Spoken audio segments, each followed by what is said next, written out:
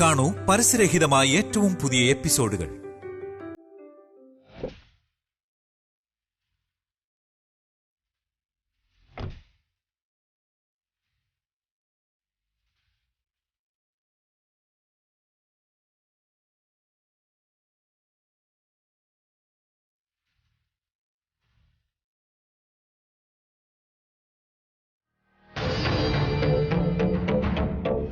അളയെ ഒന്നവിടെ നിന്ന് എനിക്ക് ഒരു അത്യാവശ്യ കാര്യം സംസാരിക്കാനുണ്ട്. പറഞ്ഞോ.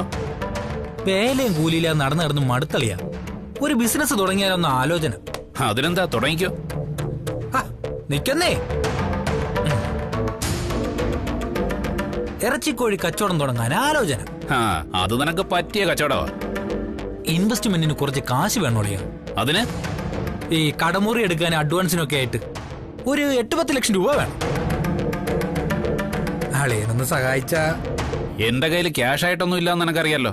മൊത്തം റോളിങ്ങിലാ ഓടിക്കൊണ്ടിരിക്കുന്നത്. കാശായിട്ട് വേണമെന്ന് ഞാൻ പറഞ്ഞില്ല. ആധാരം മറ്റോ കൊടുത്താ ബാങ്കിൽ നിന്ന് ലോൺ കിട്ടും. ഈ വീടിന്റെ ആധാരം എടുത്ത് നിന്റെ വായിലേക്ക് തള്ളാനോ?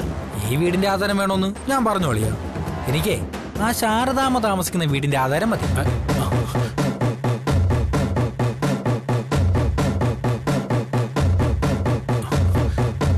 ഞാൻ ചേച്ചിയോട് സംസാരിച്ചു.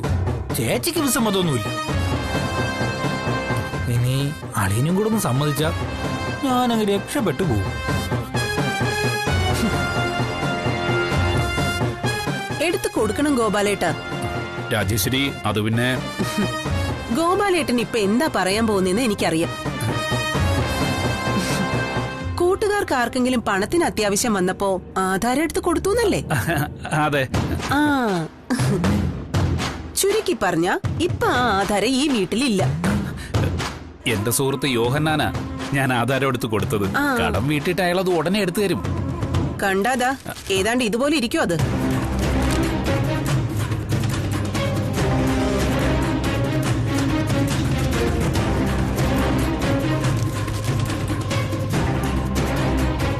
നിങ്ങള് യോഹന്നാന് കൊടുത്ത ആധാരം. അപ്പൊ നീ കൂടി ചേർന്ന ശാരികയെ ചതിച്ചതല്ലേ? ചതിച്ചു. രാജേശ്വരി ചതിച്ചതേ രാജേശ്വരിയുടെ ജന്മശത്രുക്കളെയാ. പക്ഷെ കൂടെ നിന്ന് കുതികാൽ വെട്ടിയത് നിങ്ങളാ.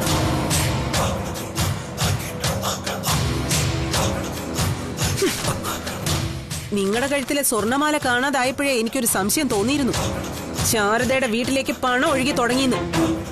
ശാരദയും മക്കളും കൂടി ഇവിടെ കല്യാണം ക്ഷണിക്കാൻ വന്ന അന്നാ നിങ്ങളുടെ കഴുത്തിൽ നിന്ന് മാല അപ്രത്യക്ഷമായത്.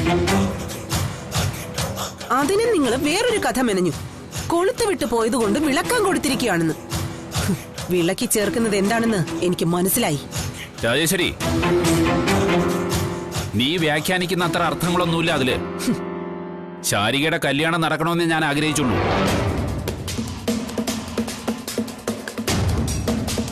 നടക്കില്ലളിയാ. ഞാനും ചേച്ചിയൊക്കെ ഇവിടെ ജീവനോടെ ഇരിക്കുമ്പോ ആ വീട്ടിലൊരു മംഗളകർമ്മം നടക്കാൻ പോകുന്നില്ല. ബാല, ശാരദയും മക്കളും നിങ്ങൾക്ക് ഒരു ദ്രോഹം ചെയ്തിട്ടില്ല. ഞാനും കൂടി ചേർന്ന് നമ്മൾ അവർക്കേ ദ്രോഹം ചെയ്തിട്ടുള്ളൂ.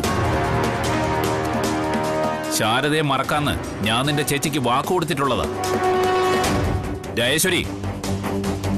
പക്ഷെ എന്റെ മക്കൾ, എന്റെ ചോരയെ പിറന്ന കുഞ്ഞുങ്ങൾ, അവർക്കെതിരെ ഇനിയും ദ്രോഹം ചെയ്യാനാണ് തുനിഞ്ഞിറങ്ങുന്നതെങ്കിൽ ശേഷിക്കുന്ന കാലം ജയിലിൽ പോയി കിടക്കാനും മടിക്കില്ല ഗോപാലകൃഷ്ണൻ.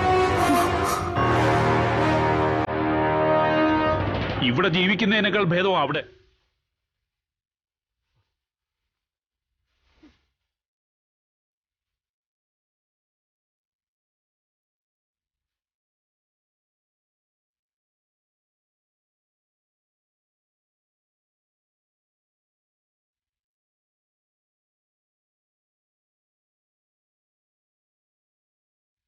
ചേച്ചി, അപ്പോ കാര്യങ്ങൾ അവിടം വരെ എത്തി.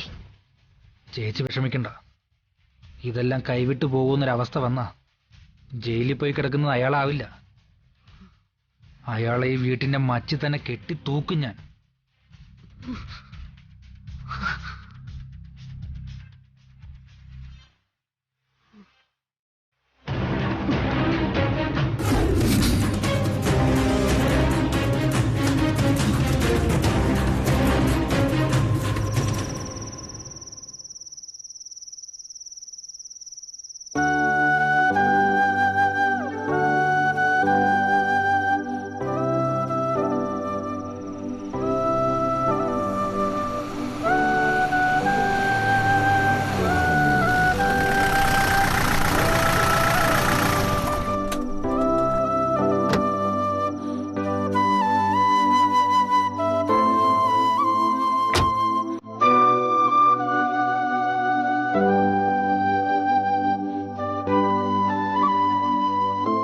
അതെ,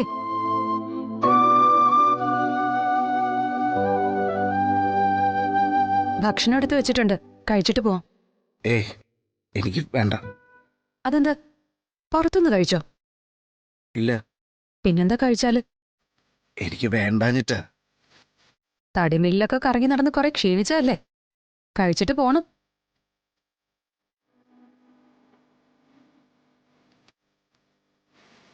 ആഹാരത്തോട് വിരോധം കാണിക്കണ്ടെന്ന് വിചാരിച്ചു പറഞ്ഞേ ഉള്ളൂ. അല്ല, ആരെ കാണിക്കാനാ ഈ നിരാഹാര സമരവും അലഞ്ഞു തിരിച്ചിലും ഒക്കെ? സ്വന്തമായിട്ട് അധ്വാനിച്ച് ജീവിക്കാൻ ഒരു ജോലി അന്വേഷിച്ചു പോയതേ അത്ര വലിയ കുറ്റമായിട്ടൊന്നും എനിക്ക് തോന്നുന്നില്ല. പിടിച്ചു പറിക്കാനോ മോഷ്ടിക്കാനൊന്നും അല്ലല്ലോ ഞാൻ പോയത്. അതിനും ചിലപ്പോ പോയെന്നിരിക്കും. അതാണല്ലോ ട്രാക്ക് റെക്കോർഡ്. ശാലിനി തന്നെ നേരായ വഴിക്ക് നീങ്ങിയിരുന്നെങ്കിൽ ഇപ്പോഴത്തെ ഈ കഷ്ടപ്പാടിന്റെ എന്തെങ്കിലും ആവശ്യം ഉണ്ടായിരുന്നോ? ഇയാൾ എന്തൊക്കെയാ പറഞ്ഞു വരുന്നേ? ഞാൻ പോലും അറിയാതെ എന്നെ സ്വപ്നം കണ്ട് നടന്ന് എന്റെ ശാരികേച്ചിയുടെ വിവാഹ നിശ്ചയ ദിവസം ഇയാൾ എന്തൊക്കെ ഭ്രാന്താ കാട്ടിക്കൂട്ടിയത്.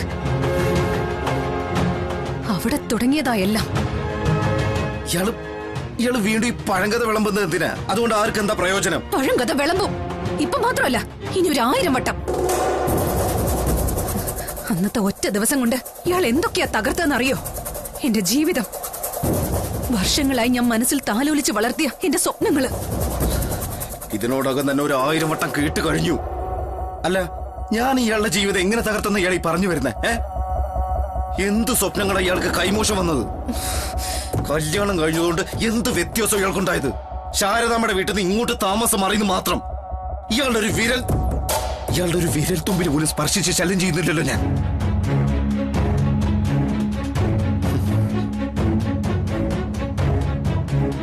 സിവിൽ സർവീസിന് അവിടെ ഇരുന്ന് പഠിക്കാമെങ്കിൽ ഇവിടെ ഇരുന്നും പഠിക്കാം. ഇനിയിപ്പോ പഠിക്കാനോ പരീക്ഷ എഴുതാനോ പണം എത്രന്ന് പറ, കൊണ്ടുവരാൻ ഞാൻ. ഇനിയിപ്പോ പുസ്തകങ്ങൾ എത്ര വേണ്ടെന്ന് പറ, അതും കൊണ്ട് മൂടാൻ ഞാൻ. സ്വന്തമായിട്ട് അധ്വാനിച്ചുണ്ടാക്കുന്ന പണം കൊണ്ട് ഭാര്യയെ പഠിപ്പിക്കാന്നുള്ള വാശി കൊണ്ട് കൂടിയാ ഞാൻ ജോലി അന്വേഷിക്കുന്നേ, അല്ലാതെ വേറൊന്നിനുമല്ല. ഇയാൾ ഇനി കളക്ടറോ പേഷ്കാരോ എന്ത് വേണമെങ്കിൽ ആയിക്കോ. കല്യാണം കഴിഞ്ഞെന്ന് എഴുതി എതിർക്കാൻ വരില്ല ഞാൻ. ഇനി നഷ്ടങ്ങളുടെ കണക്കെടുക്കാം. ഇപ്പോഴും കണക്കെടുത്താൽ നിങ്ങളെ തോക്കൂ. പണമോ പുസ്തകങ്ങളോ എത്ര വേണമെങ്കിലും ഉണ്ടാക്കാം. ജോലി ചെയ്യാൻ ആരോഗ്യമുള്ള ആണിന്റെ അഹങ്കാരം, ആ അഹങ്കാരം കൊണ്ട് കൂട്ടിച്ചേർക്കാൻ പറ്റുമോ നിങ്ങൾക്ക്? പൊട്ടി തകർന്നു കിടക്കുന്ന എന്റെ ശാരികേച്ചിയുടെ ജീവിതം. ഹോട്ടൽ നടത്തി ജീവിക്കുന്ന ശാരദാമ്മയ്ക്ക് താങ്ങാൻ പറ്റുന്ന തുകയല്ല 30 പവൻ സ്ത്രീധനം. ഒരാളുടെ കല്യാണം കഴിഞ്ഞാൽ തന്നെ അടുത്തയാള് നിൽക്കുന്നു.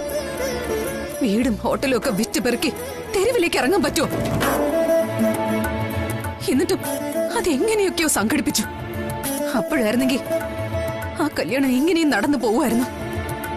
രാജീവ് സാറുമായി ഇനി ഒരിക്കലും ശാരികേച്ചിയുടെ വിവാഹം നടക്കുന്നുള്ള പ്രതീക്ഷ എനിക്കില്ല. സാറിനല്ലാതെ ഈ ജീവിതത്തിൽ മറ്റൊരു പുരുഷനും ശാരികേച്ചി മനസ്സിൽ ഇടം കൊടുക്കുകയുമില്ല.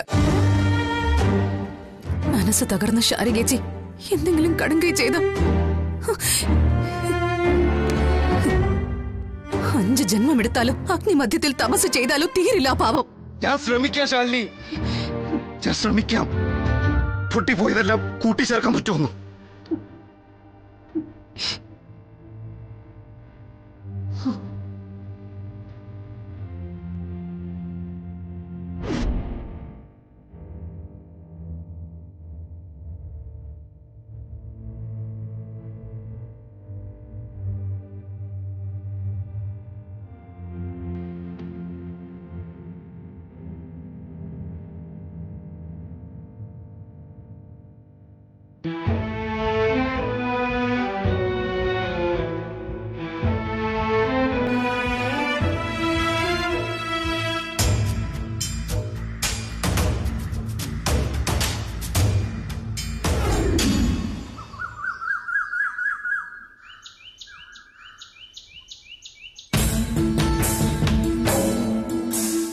സിവിൽ സർവീസിന് പ്രിപ്പയർ ചെയ്തോണ്ടിരിക്കുന്ന ശാലിനിയുടെ വീട്ടിൽ തന്നെ ഇതൊക്കെ നടക്കുന്നതിലാ എനിക്ക് അത്ഭുതം. സ്ത്രീധനം പ്രത്യക്ഷമായോ പരോക്ഷമായോ ആവശ്യപ്പെടുന്നതിന് നമ്മുടെ നാട്ടിൽ നിയമം അനുശാസിക്കുന്ന ശിക്ഷ എന്താണെന്നറിയാമോ? 1961 സ്ത്രീധന നിരോധന നിയമം സെക്ഷൻ 4 കുറഞ്ഞത് 6 മാസം അകത്ത് കിടക്കാം. അത് ചിലപ്പോ 2 വർഷം ആയെന്നും ഇരിക്കും. പിഴ അതിനു പുറമെ. സോഷ്യൽ മീഡിയ ഒക്കെ കാണുന്നവരല്ലേ നിങ്ങൾ കുട്ടികൾ?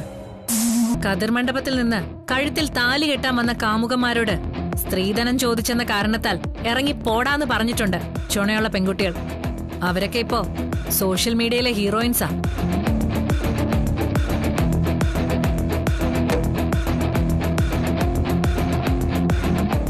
അതിനൊന്നും കഴിയാതെ പോയല്ലോ കുട്ടി നിനക്ക്.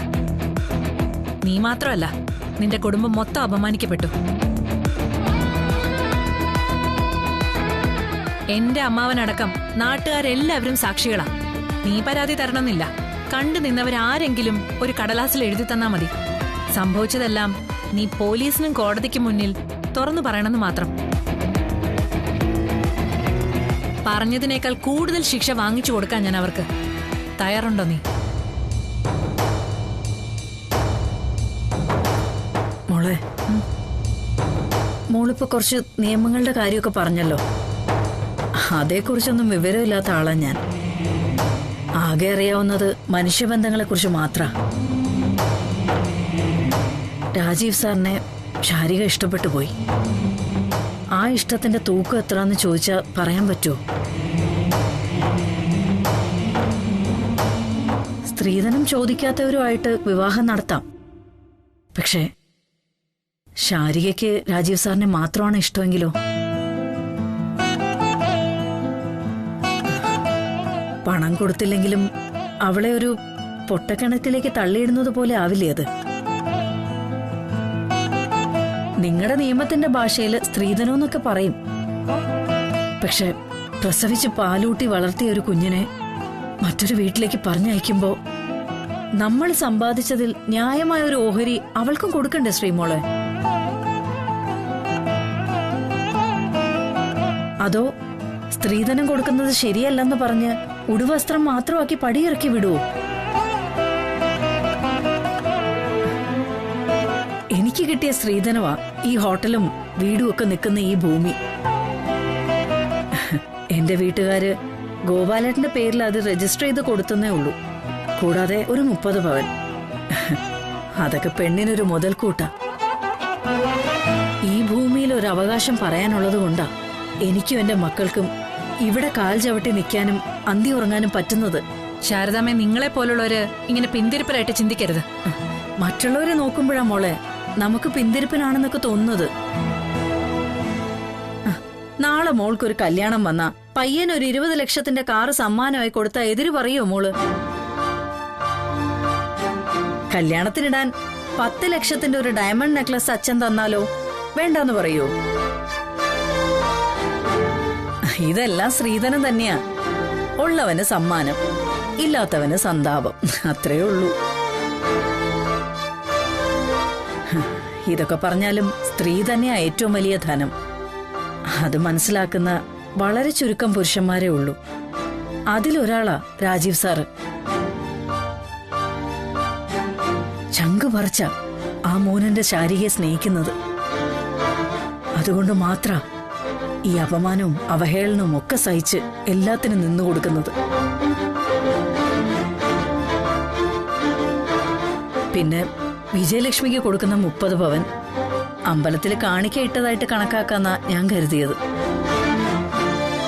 എന്റെ കുഞ്ഞിനോ രാജീവ് സാറിനോ അതിന്റെ ആവശ്യം വരുമായിരുന്നില്ല.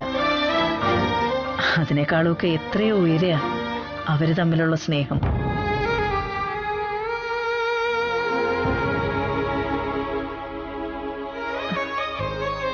അയ്യോ മോളെ, മോക്ക് പരിഭവമായോ ഞാൻ പറഞ്ഞതില്?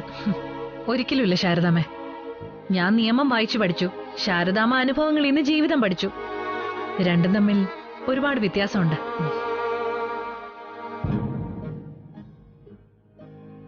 ഈ ശാരിക കുട്ടിയുടെ പ്രണയം സഫലമാവാൻ എന്റെ എല്ലാ പ്രാർത്ഥനകളും ഉണ്ടാവും. കേട്ടല്ലോ? അതെ, ദൈവവിശ്വാസമൊന്നും ഇല്ലാത്ത ആളാ ഞാൻ. എന്നാലും ശാരദാമ്മയെ കണ്ട് കുറച്ചൊക്കെ മാറി തുടങ്ങി. ട്രെയിനിങ്ങിന്റെ ഭാഗമായി അഗർത്തലയിലായിരുന്നു ഞാൻ.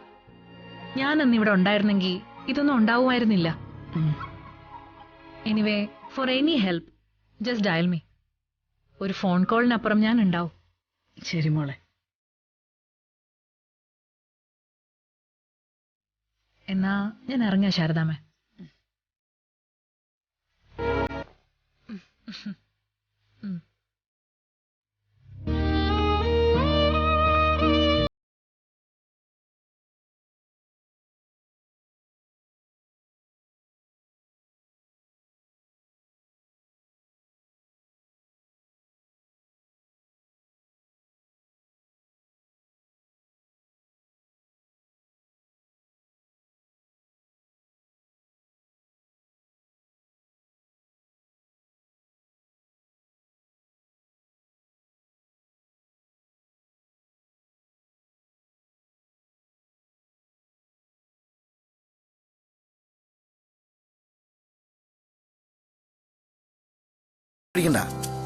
നാളെ ഞാൻ എല്ലാം മാനേജ് ചെയ്തോളാം. Okay okay sir.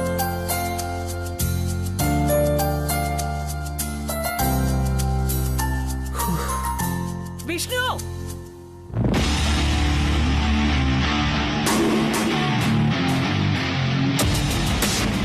വിഷ്ണു,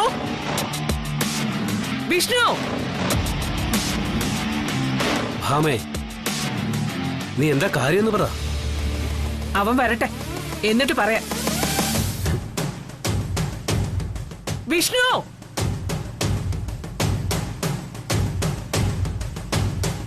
എന്താ മേ? ഇങ്ങു വാ.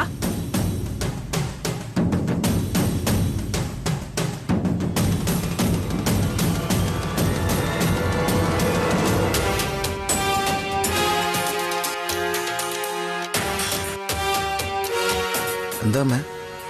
ഞാനൊരു കാര്യം അറിഞ്ഞു. അത് സത്യമാണോന്ന് അറിയണം. അല്ല, അമ്മ ചോദിക്കേ, എനിക്ക് അറിയാവുന്നതാണ് ഞാൻ പറയാം. സത്യഭാമയുടെ മകൻ ഊര് തണ്ടി നടന്ന് ജോലി ഇരക്കുകയാണെന്ന് സത്യമാണോ അല്ലയോ?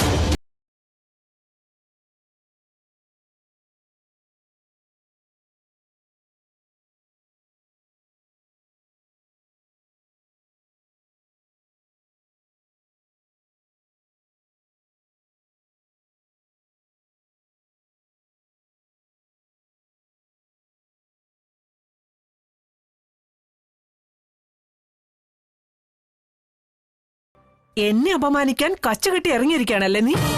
അമ്മ, ഞാൻ ജോലി ചെയ്ത് ജീവിക്കുന്നതിൽ അമ്മയ്ക്ക് എന്താ അപമാനം?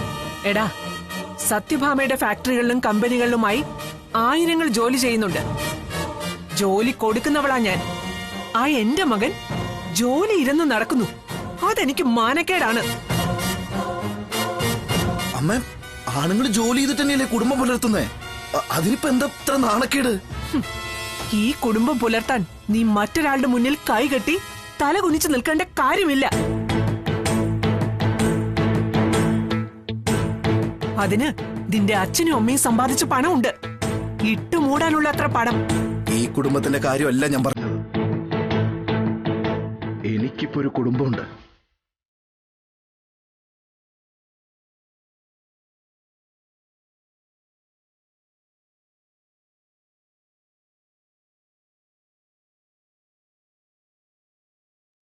ആന്റിക്ക് മനസ്സിലായില്ലേ കാര്യങ്ങളുടെ കിടപ്പുവശം? 4 രൂപ ലാഭം കിട്ടാൻ എച്ചില എടുക്കുന്നവരുടെയും ചായ ഗ്ലാസ് കഴുകുന്നവരുടെയും കൂടെയല്ലേ സഹവാസം.